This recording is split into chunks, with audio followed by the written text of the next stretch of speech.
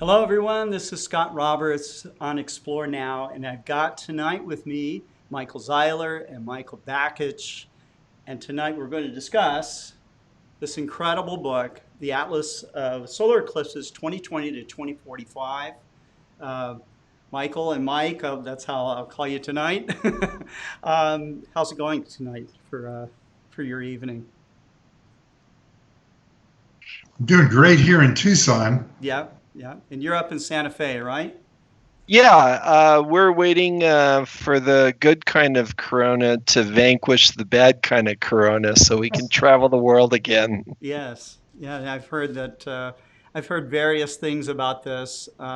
We've been running all kinds of different programs, talking to people who run star parties, people who are just, doing remote observing, this kind of thing, and different ways that people are doing astronomy during this pandemic.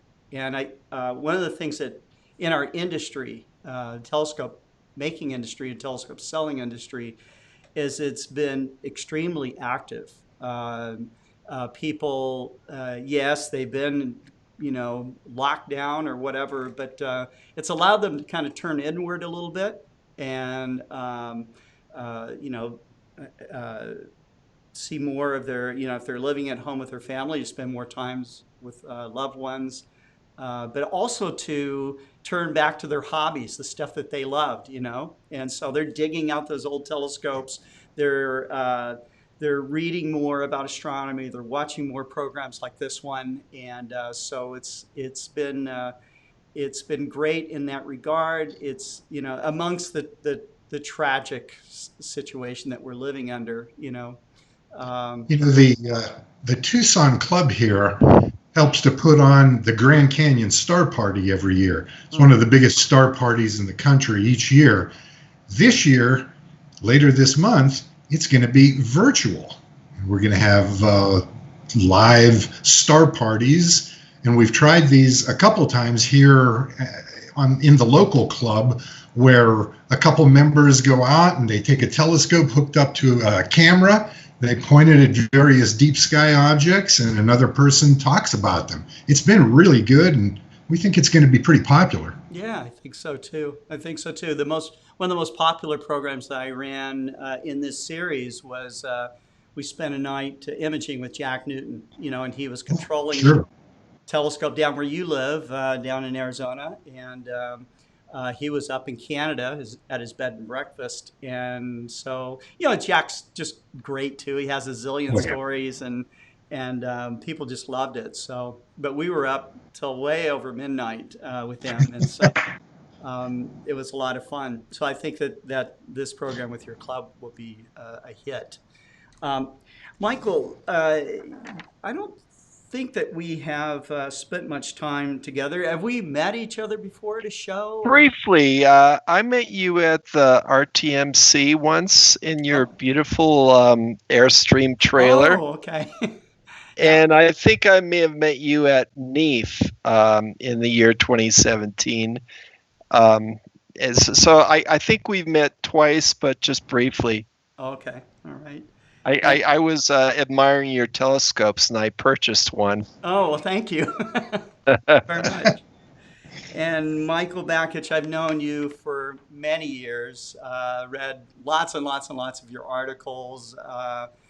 Read some of your books. You and I were very good friends, and I think you were too, Michael, with Mike Reynolds. And Yeah. one of the things that's very cool is the dedication that you made in this book to Dr. Mike Reynolds, who was certainly a huge spark in the amateur astronomy world, and was trained as supposed to be a teacher in space with NASA, so he's trained as an astronaut.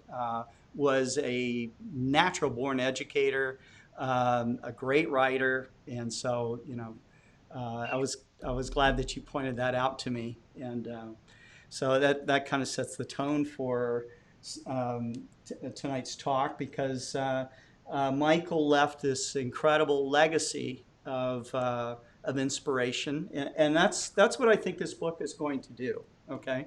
I think in tonight's talk, the viewers here are going to find out what makes Michael Zeiler and Michael Bakich inspired to put together a book like this. And so, um, uh, Michael, your background is in geographic information systems. Why don't you give us a little bit of an idea of what that career was like for you? Okay, well, I was in that career for about 35 years, and I just recently retired. Um, and along the path, through that career, I developed the skills for making beautiful maps. Hmm. And in 19, yeah, and also the fundamental idea behind the software that I use is there's a whole database behind the graphics, and with that database you can do a lot of analysis, of which this atlas was a result of that type of analysis. Mm-hmm. In 1991, I saw my first total solar eclipse, and then and at that time I used Fred Espinak's eclipse bulletins and his famous 50-year canon of solar eclipses. So that was an inspiration for me at that time. Oh, yeah. And I continued to use Fred's canons. But then the year 2009 came along, and there was an eclipse that I had booked passage to in the South Pacific near the island of Iwo Jima. And this trip had advertised that it would sail to the point of greatest eclipse, about 6 minutes and 42 seconds, if I call it correctly. And being a geographer, of course, I had a GPS unit with me, and I wanted to keep the captain honest to make sure that we truly got to that point of greatest eclipse. Uh-huh. Trouble was, there were no eclipse maps that gave me the information that I needed. Ah. I decided, well, I'm an eclipse chaser, I'm a cartographer, I can put those two together and make my own eclipse maps. So I made some maps for that ship, and there were about 1,000 eclipse chasers on that ship, and they went gaga over my maps, and so they encouraged me to You did make this more. on the And so fly? You just, while you're on the cruise, you're making these maps? no, well, I made it before the cruise, and I had it Oh, printed okay. out, and so it was on display on the ship. Oh, And wow. then it just got a tremendous reaction from the people that were on the cruise. So I was encouraged to keep going. And then I launched one website first, eclipse-maps.com, and then another website after that, greatamericaneclipse.com, featuring, the continuing eclipse maps that I've been making ever since 2009. Mm-hmm. Fantastic. Fantastic. And the maps are just, I mean, they're just beautiful. Let me see if I can certainly have these globe views, okay? And then you have highly detailed views of exactly where centerline is, where greatest eclipse will be, down to what, 10-minute increments? Is that right? Well, it varies from eclipse to eclipse depending on how long the eclipse is. Okay. If it's a 2-minute eclipse, then it's every 2 minutes. Every 2 minutes. Okay. All Yeah, right. so that's variable. I see. I see. It's beautiful. What I can tell you is that you're going to be able to completely plan your total eclipse trip with this one book. Okay, so you don't need a bunch of other software or anything else. Pretty much all you need is this. Okay, and you might I will go ahead and plug this because I think it's beautiful. Michael Zeiler's uh, Eclipse Globe is on here as well. He's got certainly has the eclipse glasses and other paraphernalia, as well as the map of the total eclipse for 2024. But let's move a little bit over to Michael Bakich. Michael, you get interested in astronomy like as a little kid, right? I did. When I was in third grade, my parents bought a set of constellation flashcards for me. And my mom would hold one up and I'd say, "Oh, that's Leo the Lion," or "Oh, that's Orion the Hunter." And I memorized all the information on the back of the cards, and we did it over and over. You know how kids are. Sure, right. And finally, one day, my mother said, "Why don't you go out one night when it's clear and see if you can find some of these in the actual sky?" Mm-hmm. And I thought, wow, I never thought of that. And I did. It was springtime. I don't exactly remember which constellation. It could have been Leo, could have been Boötes, but I found several constellations that were on the cards. And that very night, I decided I was going to be an astronomer. Mm-hmm. And that's what I did. And that's what you did. Yeah, that's right. And so you also went on in your adult life to get very involved with planetariums and gave Indeed. planetarium shows. So you certainly had to be someone that knew the sky like the back of his hand, with all your the work that you did and just your enthusiasm for learning more about the night sky. All of your articles and stuff that covered just such a wide range of topics. And the way that you come across in the articles has always been really nice. You just have a great, just a wide appeal.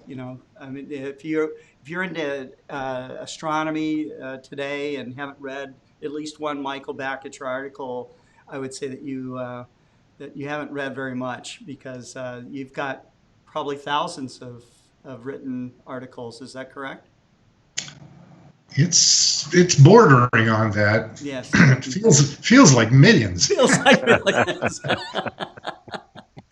Well, that's great. And you were with Astronomy Magazine since when? I started in 2003, and I just retired in August of last year. Mm-hmm. And although I say retired, I'm still... Yeah, I don't see you retired. I still see all kinds of Michael Bakich things on the website. And I'm still doing pretty much everything that I was doing for the magazine, except I don't have to answer phone calls, I don't have to drive to and from work, and I don't have to attend meetings. So that's a bonus. I'm not senior editor anymore, I'm contributing editor, but you're right, I do seem to be contributing a lot, and that's okay. Yeah, well, you're doing a great job. So, and I thank you as someone in this industry for all the inspiration you've given to. I'm sure it's been millions of astronomers out there, and it will for quite some time to come.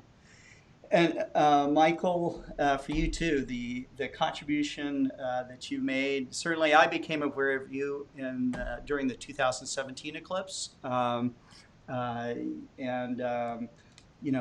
this great work that you have. I recommended to many people to get your information about the eclipse as being super accurate.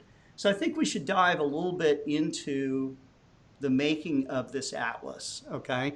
And we can start with, Michael, maybe you can tell me a little bit about the inspiration that you've had over maybe looking back at historical eclipse maps. And because we were talking a little bit earlier, we were talking about your huge collection of books and maps. I don't know how far back they go, but you do mention the first eclipse map ever from Erhard Weigel. Is that right? Weigel, sorry. Yes, it's all right. Weigel. Okay, and from 1654. So first off, I'm kind of curious, how did Erhard put together this map? Well, that map was put together right after the first modern ephemeris was produced, and that was based on Kepler's work. It was called the Rudolphine Tables. And so for the first time, we had a book that had somewhat accurate predictions for the motions of the sun and the moon. And with this early ephemeris, the possibility arose to make modern, reasonably accurate predictions of eclipses. So Erhard Weigel just happened to be the first person, the right person at the right time. Yeah. And the funny story about that first map is that it was produced the day before the eclipse. It was. But the Here it is. yeah, and Wow. I could speak about this early map for a long time, but people can find it online or on my website. Yeah. But it's a beautiful map, and it really is an animation if you look at it closely. Hmm. But I could And do a so whole session yeah, on that. I'm sure it was an inspiration. Yeah, Such maps inspire you. yeah, and I have a collection of I have a pretty substantial collection of historic eclipse maps, and um, I learn from these past masters. When I look at these old maps in my collection, and the oldest in my collection goes back to 1699, I decompose these maps and understand how these past masters constructed them and how they organize them. Everything on a map in general, but eclipse maps in particular, every little mark, every little symbol is intentional and designed. So I study these old maps, and I try and bring the beauty and the expression from the past to the modern computer age, and so that's the crux of my work with eclipse cartography. Right. And from what I understand, it takes a long time to create a map. I mean, you've got Yeah. how many total maps are in the book? Well, Six. there's Well, 256 56 clips. pages. Almost every page has a map, Yeah. and some maps have several eclipses. So it's roughly on the order of 300 plus if you include the multiple maps. Okay. Yeah. And those maps took. I mean, these It, it, were it crunched by took a lot of computer yeah, it first. took a lot of number crunching. I'm working with two colleagues, Fred Espenek and Xavier Jubier. Hmm. And I'm using, I'm building on their work and developing hyper accurate maps where we do things like take into account the irregular profile of the moon Hmm. to make it extremely accurate. Wow. If you look at some of the moon's shadow throughout the atlas, you'll see that they aren't the perfect ovals that you Yeah. might expect if you're in the know. Yeah. If you look Instead, at like they've got kind of some little angular shapes and yeah, stuff like that, right? yeah. Here, I don't know if you can, but you can see like that down in this area right here where it's not like a completely smooth. That's And interesting. I won't go into a long explanation. I could, but I won't. But Hmm? those points on those ovals, those polygonal ovals, um, if you want to see a spectacular sight at the beginning or end of totality, which is a double diamond ring, Yeah. those inflection points are where you want to be. So And that's you will see, okay. that's what you will see as a double diamond ring instead of a single diamond ring, Oh, that would be cool. which I've seen and verified against my maps that really happened at that location. Oh, that would be beautiful. I love the diamond ring effect. I've only been to three total eclipses, but I was on the 91. I was on Mauna Kea, then I was in Casper, and then I went down to Cerro Tololo for the one in 2019. So Right. yeah, beautiful eclipses, all of them.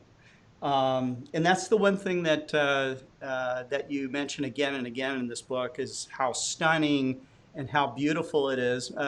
Mike, you talk about this in particular as well. That you mentioned that Americans use people in the USA use the word awesome a lot. I certainly do. I'm from Southern California, an old old surfer, and you'll often hear me say awesome, dude, but what is really awesome? Really awesome is, well, you can describe it, right, Mike? I mean, yeah, the shadow racing up, the shadow bands, the change in temperature, uh, you know, uh, what was your feeling, Mike, on seeing your first total solar eclipse? Well, I think the anticipation and the hope that I had placed myself in the right location, Yes. because back then, my first eclipse was near Virginia Beach in 1971. Okay. So that goes back 2 centuries, I think. It's a long time ago, and it was spectacular beyond belief. I had no conception at the time. I was fairly young. No conception at the time how dramatic, how truly, as you say, awesome this spectacle was going to be, with the approaching shadow, with the air cooling during the eclipse, with the planets and some of the bright stars popping out, with everything that happens, and with the diamond ring before and after. Oh, just amazing. Just, Yeah. So, and one, when you see one, like a lot of people saw their first in 2017, the first question everybody asks, it's always the same. When's the next the one? next one. So That's when's right. the next one? Sure. And that really says that, wow, they really were impressed. They were paying attention, and really got something out of this. That's very true. That's very true. And how about your first eclipse was in 91, is that right, Yeah, Michael? Mm-hmm. yeah. Yeah. My first time was 1991. It was a very long eclipse. It was almost 7 minutes long. But there's a saying: every eclipse is 8 seconds long, Right. because when it's over, it just seems so brief, no matter how it was. True. But it leaves. Well, one thing about eclipse chasing too is that uh, it's like the shape of the corona is the most stunning thing, and the blackest black in the middle of the eclipse, where the moon is. Yeah. And for every eclipse, an eclipse chaser will recall the shape of the corona that they saw, and you could see a photograph years later, and you could identify that eclipse if you saw it. It's very striking. Leaves an imprint on you. Before we Yeah. go any further here, I just did want to recognize some of the people that are on with us tonight. We have Bergman Scooter and Dusty Haskins, who watch our shows regularly. David Levy's joining us tonight. David has been to a total eclipse in Antarctica. He says hello. We have Ansul Puri. He says he loves the model of the Saturn V on your desk, Michael. So I do too. I think that's very cool. Anthony mentions, he says, now I see the rationale behind Michael's book on constellations. David Levy says, I do too. So Anshul said he saw his first solar eclipse in 1994 in the Indian desert. It was the most breathtaking experience of his life. Dusty Haskins is saying this is definitely on my bucket list. And Jennifer Orr-Strouder says hello from Columbus, Ohio. So we got people from around the country, and I suppose from other countries as well. So thank you for joining in with us tonight. The Ohio State University, my alma mater. That's right. Speaking of my constellations book, and since David Levy is online, I'll thank him once again, because that was my very first book, and I did it with Cambridge University Press. And David, we were chatting one day, he said, make sure that you check the cover carefully. And I thought, oh, what could they screw up on the cover? And indeed, a book about constellations where I had pictured Sagittarius on the cover. They had swapped out an image of Centaurus. Ooh. That would have been a disaster. So thanks, David. That's on you. Thank you. Yeah, definitely, definitely. Yeah, Anthony's watching from Athens, Greece, so this is cool. I Anthony, I am a gotta love the Midas. internet. So Is that Anthony? I am a Midas, my great image contributor. yes. Oh man, love you. Yeah, doing Send a me more pictures. virtual high He's five. he's one of the great astrophotographers on this planet. Really Awesome, is. awesome. Thanks for joining us, Anthony. So we were talking a little bit about Fred Aspanak, and I know I'm going to butcher his name again, but your other contributor here, Xavier Jubier. Xavier Jubier, right? Yes. I did it right. Okay, that's awesome. Yeah. Let's go more into their contributions a little bit. We talked about it earlier. Xavier's uh, software, I suppose. Yeah. Right? And Yeah.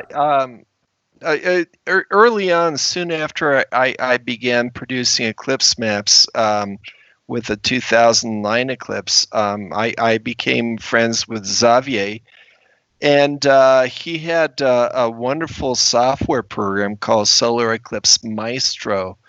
And I could see that, well, the way that his software works is if you touch a certain point on the map, it'll pop up a little box with the eclipse circumstances. mhm.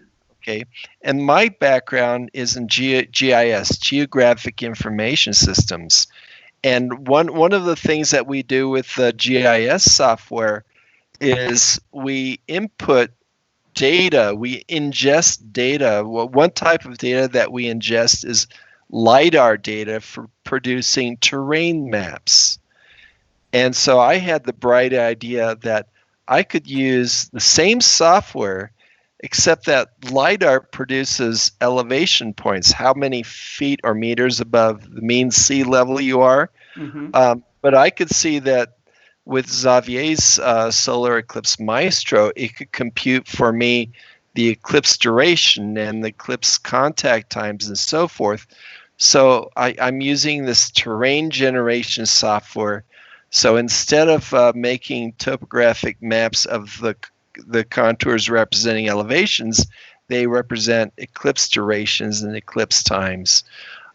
So he kindly enhanced his software to produce all these gridded points for me to crunch with the GIS. For each eclipse, I ingest about 50 million gridded geographic data points, and then I use this software to generate the eclipse features that you use in the maps. 50 million. 50 million points, and all the processing steps for each eclipse takes about a week of crunch time on the computer. So this was a pretty massive endeavor. Luckily, I could automate a lot of these. Some of the steps, for example, making the maps gorgeous, you have to do that manually. But the automated part of the maps, I wrote Python scripts, and while I was working on one computer, the other computer was madly crunching all these points, generating 2 terabytes of intermediate data before I got to the maps on the eclipse. Holy smokes! Wow. And let's talk a little bit about Fred Aspanak's contribution, which is significant, very significant. Yeah, Fred is also known as Mr. Eclipse, is the top expert on eclipse predictions. So he's a retired NASA astrophysicist, and he has made it his life work to produce these eclipse predictions called Besselian elements. and he's the go-to guy for this information. And you can find wonderful maps and predictions on Fred's website, which is eclipsewise.com. Right. Anytime you want to know something about an upcoming eclipse or even eclipses in the past, that's the go-to reference is eclipsewise.com. Oh, yeah. I'll add, too, that Fred Espenak is an incredible astrophotographer and eclipse photographer as well. Some of his images are nothing short of breathtaking. So, after every eclipse, he's one of my go-to guys for checking out what kind of images he got. He's also extremely good at picking just the right spot to take a group to go witness an eclipse, and so which he keeps pretty secret up until the moment that he leaves. So which is fine. That's great. I know that.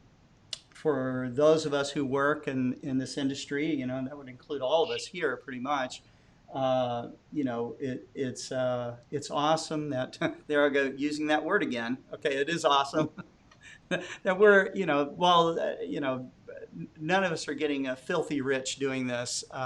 We're able to pay the bills and earn a living doing it because it's important, it's inspiring, it inspires people of all ages, and it makes a difference in people's lives. And when you see a total solar eclipse, your life will be changed. There's no going back afterwards. It is a kind of a one-way door in the before total eclipse and after a total solar eclipse that you've witnessed. So now, Mike, you had some images that you could show or some slides of that you can share with us. If you want to share that on your screen, I'll bring that up. Yeah, let me share my screen here. Yep.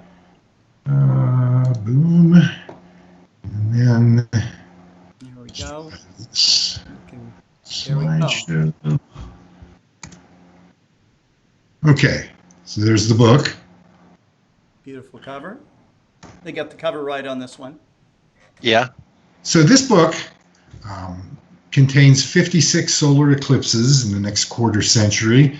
16 of them we can ignore right off the bat because they're partial eclipses. Scratch those. Okay. Only the completist among us wants to see these. Okay. 2 of them are hybrid, also known as annular total, because Earth is curved.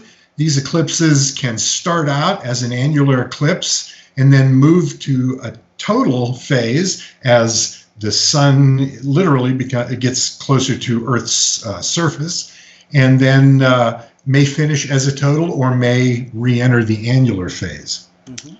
And then 20 of them are strictly annular eclipses, and then, of course, the big 18 total solar eclipses. Yes. And here's, by the way, all of the graphics that I'm showing you are from the book. Just some spectacular work. Beautiful. I mean, that's artwork to put on the wall right there. Yes, indeed. Mm-hmm. So talking about the 2023 solar eclipse, this one's an annular. It has a magnitude of 0.95 and the maximum annularity of 5 minutes, 17 seconds. And here's its path. As you can see, goes through the United States, Central America, and then South America. Get a little bit closer. And, Michael lives in Santa Fe, and we had chatted a bit about actually observing this eclipse from his jacuzzi on his deck at his house. However, we talked about it a little bit more and decided where we're going to be is close, but not at his house. We're going to be actually at the ski resort that he really likes because it's right on the edge of annularity. And being there puts us at a place where we will be able to see up to a minute of Bailey's beads, those fabulous points of light that peek through the valleys at the edge of the moon. You usually see them for only a couple seconds, during total or annular eclipses because most people are on the center line. But if you're at the edge of an annular eclipse, and I don't know anybody that would really do this for a total eclipse because we all want to experience totality. There's a few. At the edge of a path of an annular eclipse, you'll be able to see up to a minute or more of Bailey's beads through either high-power binoculars or a telescope, carefully filtered, of course. Yeah, so this is where we're going to be. Right. Yeah. The big eclipse, and I always talk about this one, and you might say, wait a minute, you missed 2024, which is going to go right through the United States. Believe me, in the next 4 years, you'll hear more about that eclipse than we could possibly go into in just half an hour. Right. But the big eclipse for me in the next 25 years is this one. August 2nd, 2027. It happens maximum. So the magnitude is 1.08 basically. That means that the moon's diameter is 8% larger than the sun. So that's really quite amazing. Maximum totality, 6 minutes, 23 seconds. At a place on Earth where clouds are literally an impossibility at this time of year. Wow. I'll show you by Michael's map. You can see the path here. Get a little bit closer. One of the cool spots that it goes over are the Straits of Gibraltar. You could get some real photo op there. Right. But I'm going to be in Egypt. And it's interesting because you can see it cuts a diagonal line through Egypt. Most people will fly into Cairo. Cairo will only have a 95% partial eclipse. So you really don't want to stay in Cairo. Fly in Cairo, head south. You can see the long path of totality throughout Egypt. At no point in Egypt along the center line is the length of totality less than 6 minutes. Wow. That's incredible. Now in August in Egypt, what's the temperature like there? Just like today in Tucson, maybe a few degrees warmer. It's a dry heat. It's not a big deal. It is a dry heat, indeed. I'm going to be outside the Temple of Luxor. Wow. But if you wanted to maybe have a little bit more of an astronomical feel for this eclipse, you could go to Karnak up the road. And Karnak was, and I say was, the spot of the great Dendera zodiac, which a lot of people have seen, not in Egypt, but at the Louvre in Paris, because back in the time of Napoleon, the French, I was going to say archaeologists, it really wasn't, it was basically soldiers, looted Egypt for a lot of its treasure, and this is one of them that is now in the Louvre in Paris, so if you want to see that. And then one of the things that we did for the Eclipse Atlas is we did a map showing the sky within 45 degrees of the eclipsed sun. Yeah, beautiful. You can see here, we'll be able to see in 2027, we'll be able to see 3 planets really quite easily. Venus is always easily visible if it's above the horizon. It's only 3 degrees from the sun. That's going to be spectacular, almost magnitude -4. Mercury, a little farther away, 10 degrees away, will be at -1.4, and Jupiter, even brighter than that, 22 degrees near the star Regulus in Leo the Lion at -1.7. So that's a look ahead at just a couple eclipses that we talk about in the book. And I'll go back to stop sharing. So, no problem. But the maps are just spectacular. I mean, yes, I was a part of this book, but wow, I just pull it out and just leaf through it and it's beautiful. Just imagine. Here's where I'm going to be. And Michael, in the interest of domestic tranquility, we should point out that the beautiful star maps were done by your lovely wife, Holly. Indeed they were. Indeed they were. And she worked quite diligently on them, and they turned out great. They're They're beautiful. Yep. And they're on every Total page eclipse. pretty much here, right? Only the every totals, because you can't see the stars during an annular eclipse. That's true. That's true. But yeah, you run into them every few pages here. I'm wondering though, at what point is the departure from like, the computer generated stuff to where art takes over in making these maps, Michael? Well, I try and fuse it together from the beginning. Of course I, do all this number crunching, but the final step of the process is always cartography. Cartography is a beautiful synthesis of science and artistry, so I always try and keep that in mind. So I think about what colors represent, like how to communicate information effectively, but also beautifully. Hmm. I take that very seriously too. And the way that I think about it is a total solar eclipse is the most beautiful thing you can see with your eyes. So True. when you produce eclipse maps, they ought to have a beauty of their own that respects and honors the beauty of the event itself. I think that In any graphic that is uh, meant to convey information, the more beautiful that graphic is, the more dwell time that people would naturally have anyways, because who doesn't like to see beauty?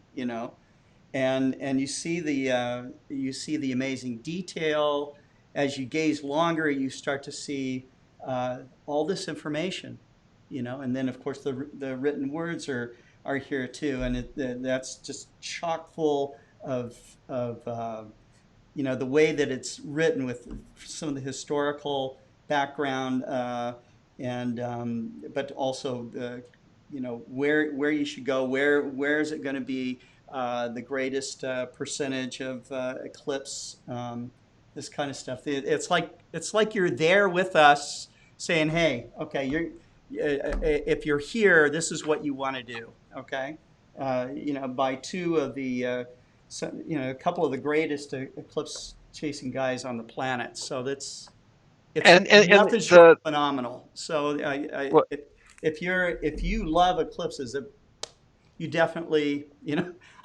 I'll sell this, okay, because I think it's an incredible investment to have on your shelf if you love astronomy or if you just love total eclipses.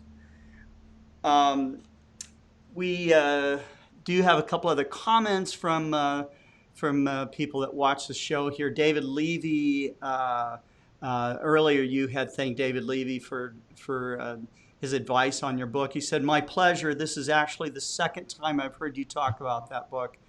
He says ASKC was the first. That was a meeting, I suppose, right?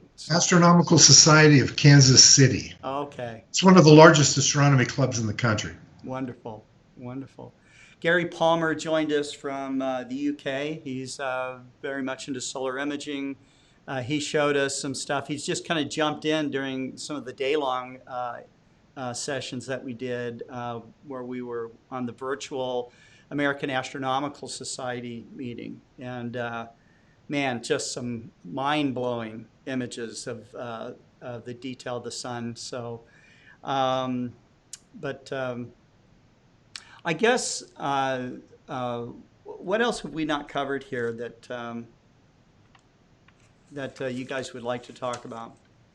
well, if you don't mind, I have a perfect companion to the atlas, Yes, you Oh, do. yes. Yes, and indeed. this is something that's also been recently produced. The world's first eclipse globe. Yes. And this is every total and annular total eclipse of the 21st century. So it's an adventure guide for you, your children, and your great grandchildren. Yes. And it's it's interesting on so many levels that you can imagine that if you can keep your good health for as many decades as possible, where you might go to see it. Yes. But if you're also more of a eclipse geek bent, and you like analyzing things like the Saros cycle, then you can see how the eclipses within the same cycle progress from eclipse to eclipse. My wife likes to say that, and she's dead right on this, that the atlas, you can explore eclipses chronologically, and with the globe you can explore eclipses geographically. Yes. So And many that, eclipses simultaneously. So it's yeah. it's beautiful in itself, and I'm definitely going to get one. So I have my eye on that when it was announced. With who is it selling through at this point? Where did I? Well, for the globe, You're there's two selling it places. directly. There are two places to get the globe.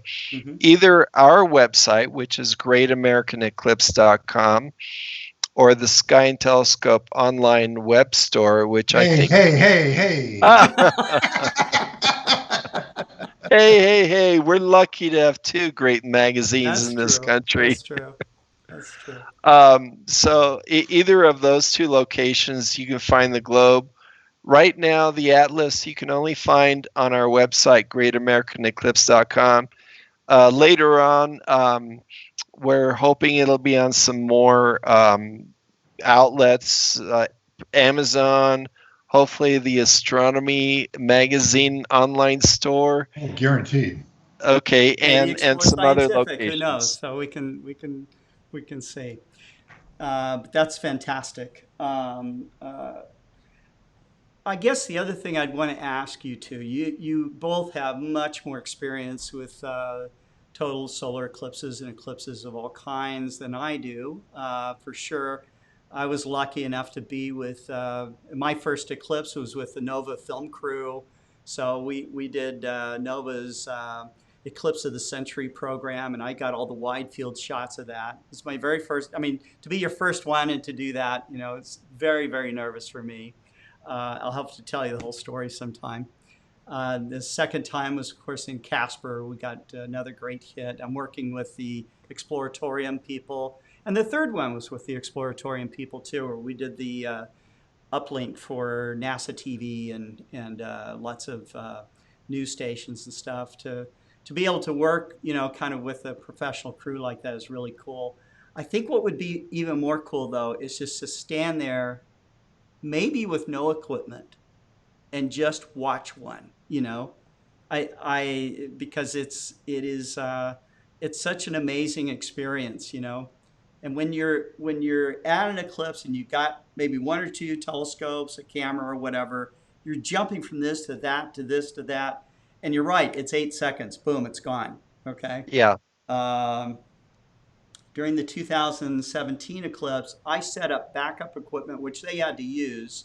By the way, always bring backup equipment to an eclipse, because if it can go wrong, it'll go wrong at an eclipse during mid totality, by the way. So, Well, Scott, here's the tip, and that is that to have your cake and eat it too, yeah, to photograph the eclipse and totally enjoy it. There's two automated software out there that you set up USB cables from a laptop computer to your camera, and you can pre-program it. The two programs are first, if you have a MacBook, then Xavier Jubier's Solar Eclipse Maestro will do the job for you. And if you have a PC, another fellow, Fred Brunges, has developed a similar software program called Eclipse Orchestrator. So if you want to photograph it and enjoy it, get one of those two programs. absolutely. It sounds like a good idea. And I guess finally, at the last part here, we talked about how beautiful and amazing and life changing it is to see a total eclipse. Mike, how's it changed your life? I mean, without being tongue in cheek, I mean, this is really one of the natural sites that can do that. How would you describe that to people who've never seen a total eclipse before? I mean, if you're trying to tell someone this experience. During the 2017 eclipse, I was on BBC World News a lot. And the interviewer asked me, tell us the difference between a partial eclipse and a total eclipse. And I said, a partial eclipse is like looking at a map of France.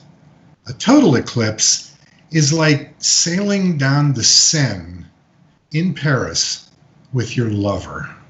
And that really sums it up. There is really no comparison between a partial eclipse and a total eclipse, and totality should be on everybody's bucket list. Absolutely. There's a great annular eclipse coming in a few years that would be great practice for the total eclipse that's only going to be 6 months after that. April 8th, 2024. Boy, I hope I got that date right. I think you did. On April 8th, 2024, a spectacular total eclipse. 2017 was great. Went right through the United States, lots of clear weather. Yep. This will probably be the same, except it carries with it an additional 2 minutes of totality. Oh, wow. And that just, I cannot overstate the importance of that. Right. And you, Michael, you've made this this masterwork, this all of these charts and everything. How does that affect your life? I mean, will you do it? I mean, will you do something like this again? Is this the penultimate? Yes. I definitely have more projects in mind. For example, one project is another atlas, but this one will be totally focused on the 2023 annular and the 2024 total, and really go into do a deep dive into those two eclipses. So that's a future project I have. Okay. Much deeper. That's going to be. Yeah. That's okay. Much deeper. And someday when we don't have the virus anymore, I'd like to take a road trip along the paths of both the 2023 and 2024 eclipse and do on-site research, to take a lot of photographs, and then just fill that information into this new atlas for those two eclipses. And so that's one project. I'm sure there are going to be many more. So I'm sure you'll stay busy. I keep busy. Yeah. Yeah.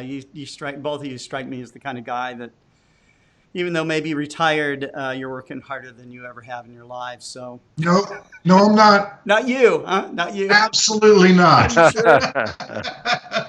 Well, the only difference for me is because I've heard so many horror stories. So. No, not here. Well, I really want to thank both of you for spending time with the people that watch this program and spending time with me, and it's a real honor. I look forward to having both of you on again, to follow up as we get closer to the next eclipse. And the next one is actually this year, right? In December. This December, although there's an annular eclipse in about 10 days in Africa and South Asia. Mm-hmm. And that's actually a very interesting annular. It's a pity because it's a very short duration annular, and paradoxically, eclipse chasers really prefer the very short annulars because you get the amazing Bailey's beads, and you have a chance to see the chromosphere on the half that's not occulted, and so there's a lot of phenomena you can see with a very short annular.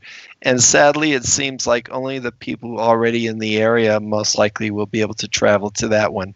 But there's a total solar eclipse in South America this December, And after that, the next one is in Antarctica, and I'm thrilled to have my reservations for a boat that crosses the Drake Passage, Ooh, noodles along the Antarctic Peninsula, and visits the Falklands and South Georgia Island. Bucket list items for me, and That's cool. that's so exciting to Yeah. me that the eclipse is almost an aftermath, because I've been a big fan of polar travel and Shackleton's story and all of Oh that. yeah. Yeah, I just watched a nice documentary about Shackleton's captain, so it was really interesting. Yeah. Okay, well, guys, that's it. Thank you very much. And everyone else, we have more programs coming on Explore Now, and I will be back every day online to talk about Explore Scientific's PMC8. We started a regular program about go-to technology with that system. One more time, Michael, what's the right website to go to? Well, the where you can get all this Yeah. information, these wonderful products, Yes. plus a lot more information, is great. AmericanEclipse.com. American Um, Eclipse or Great American Eclipse? GreatAmericanEclipse.com.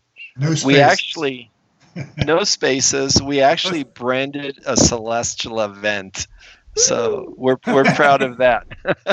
Awesome. Well, everyone says thank you, and I've just put up the website that they can click on, and a guy named Joe Rayo Wow. says Yeah. June 21st annular is a Saros cousin to the memorable 1984 eclipse over the southeast United States. Right. Very knowledgeable guy there. Thanks again, everyone, and until next time. All right. Take So long. care. Bye bye.